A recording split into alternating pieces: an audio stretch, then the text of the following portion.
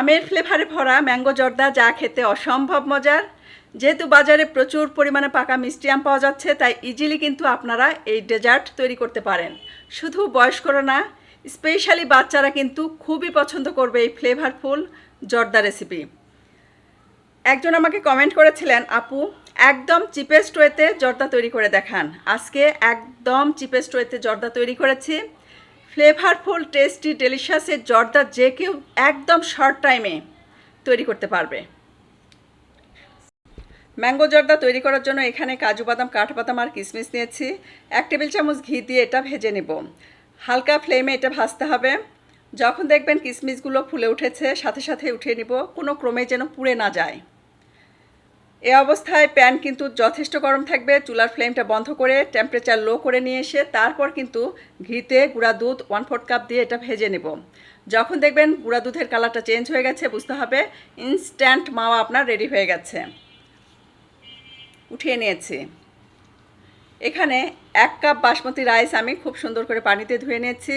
1 cup রাইসের সাথে 2 cup পানি দিচ্ছি। যা রাইস হবে তার ডাবল পানি দিতে হবে। এলাচ, লবঙ্গ, তেজপাতা দিয়েছি, সাথে দিচ্ছি অরেঞ্জ ফুড কালার।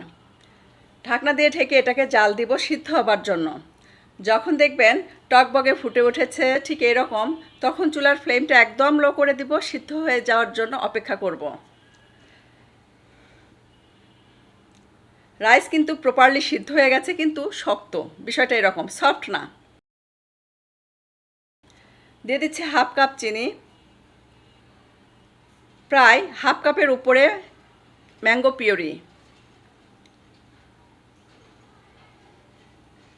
সফট হ্যান্ডে মিশিয়ে নিব।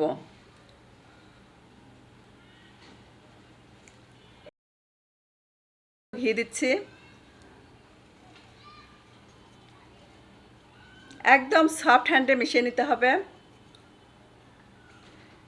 আমি এখানে আরও 2 টেবিল চামচ চিনি অ্যাড করেছি। যারা চিনি কম খান তারা কিন্তু 1/2 কাপ পর্যন্ত চিনি দিলেই হবে। খুব সুন্দর করে মিশিয়ে নিয়ে ঢাকনা দিয়ে ঢেকে লো ফ্লেমে রেখে দিব 10 থেকে 15 মিনিটের মতো। একদম লো ফ্লেমে রেখে দিয়েছিলাম। দেখতেই পাচ্ছেন একদম প্রপারলি এটা কিন্তু সফটভাবে কুকড হয়ে গেছে।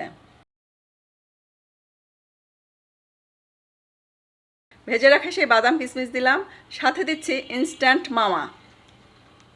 2 বারে মাওয়াটা মিশিয়ে নিব, তাহলে প্রপারলি মিশে যাবে একদম সফট হ্যান্ডে।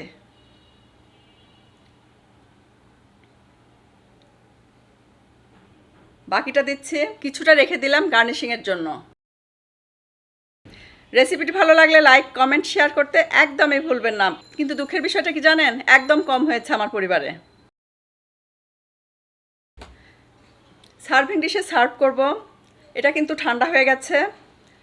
এর উপরে আমি ভেজে রাখা বাদাম, পেস্তা বাদাম দিয়েছি, সাথে কিন্তু কিছুটা মাওয়াও ব্যবহার করেছি। আমের টুকরোগুলো দিয়েছি। আমের টুকরোগুলো তখনই দিবেন যখন আপনারা সার্ভ করবেন, একদম খাওয়ার জন্য, তখন ব্যবহার করবেন।